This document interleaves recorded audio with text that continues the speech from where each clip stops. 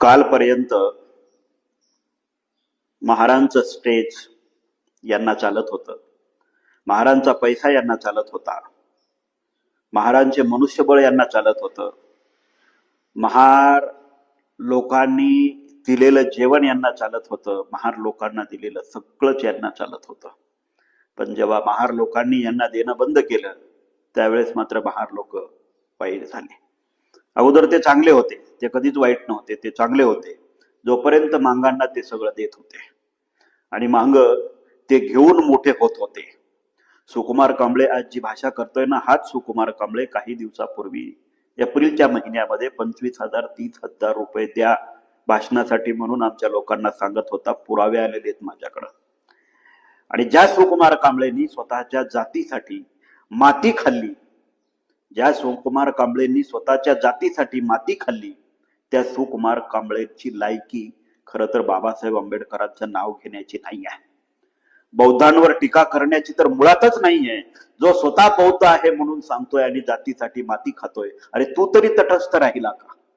तू आम्हाला प्रश्न विचारतोय सुकुमार कांबळे की महार आजही जात लिहितायत, तू मला सांग महार जात लिहितायत हे सिद्ध करून दाखवण्याची लायकी तुझ्यात तरी राहिली का? कारण तू सुद्धा मांग जातीसाठीच बाहेर निघाला ना. मांग जात तुझी आहे, तू त्या जातीत जन्मला म्हणून तू आरक्षण उपवर्गीकरणाच्या समर्थनात उभं राहिला. तुला जर खरंच जातीची चीड असती, जातीचा राग असता, जातीचा तुझ्या मनामध्ये जर आदर नसता तर तू जातीसाठी माती खाल्लीच नसती. महत्वाचा मुद्दा अजून एक त्याने उभा केलाय की बाबासाहेब आंबेडकरांना महार असल्यामुळं बऱ्याचशा गोष्टींना त्रास सहन करावा लागला. मुळात सुकुमार कांबळे तुमचा अभ्यास फार कमी आहे. तुम्हाला खरं तर बाबासाहेब आणि बाबासाहेबांची चळवळ समजून घेण्याची गरज आहे. बाबासाहेब आंबेडकर महार होते म्हणून त्यांच्यावर अत्याचार झाले नाहीत, तर ते अस्पृश्य होते म्हणून झालेत.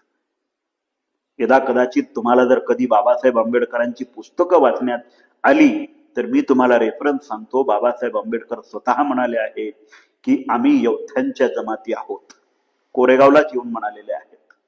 महार या जातीत मी जन्मलो याचा मला अभिमान आहे असं सुद्धा बाबासाहेब आंबेडकर म्हणालेले आहेत. महार म्हणून आम्हाला आज सवलती घ्याव्या लागतात.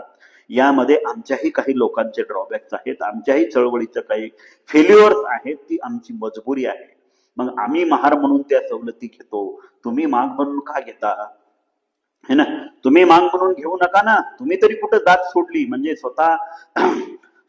दुसऱ्या सांगे ब्रह्मज्ञान स्वतः कोरडे पाषाण अशी सुकुमार कांबळेची अवस्था झालेली आहे.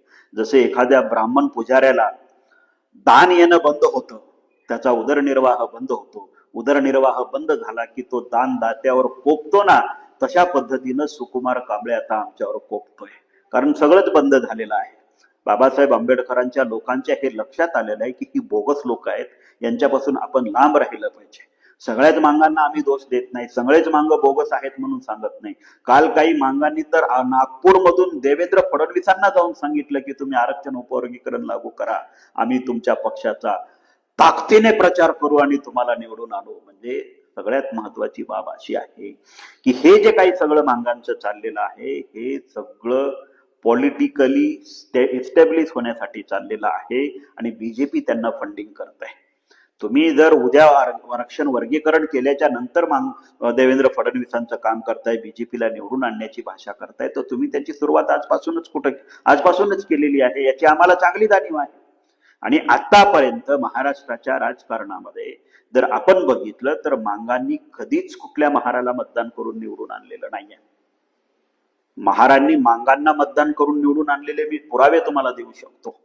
असेच काहीसे गद्दार महाराज, सगळ्या महारांनी नुसतं निवडूनच आणलं नाही हो, पैसा सुद्धा दिलाय, साधनं सुद्धा दिलीत, मनुष्य सुद्धा बळ दिलेलं आहे. महारांनी सर्वस्व दिलेलं आहे अनुसूचित जातीचे उमेदवार निवडून आणण्यासाठी.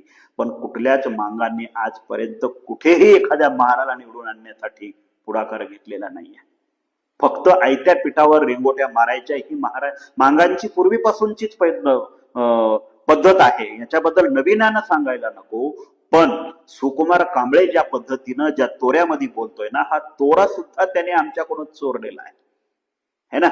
बाबासाहेब आंबेडकरांचा बौद्ध धम्म आम्ही स्वीकारतो म्हणून आमच्या लोकांना मूर्ख बनवायचं, त्यांच्याकडनं पैसे उकळायचे, त्यांच्याकडनं साधन संपत्ती सगळी मिळवायची आणि मोठं झाल्याच्या नंतर यांना जात आठवते है ना. मोठं झाल्याच्या नंतर यांना जात आठवते, मग जातीसाठी माती खायचं आणि म्हणायचं आम्हाला तुम्हीही स्वीकारत नाही आणि हे पण स्वीकारत नाहीत. खरं तर विचारवंत लोकांना कुठल्याही समाजानं स्वीकारण्याची भीती असावी, खरं हीच त्याच्या विचाराचा पराजय आहे आणि हाच सुकुमार कांबळेचा सगळ्यात मोठा पराजय आहे.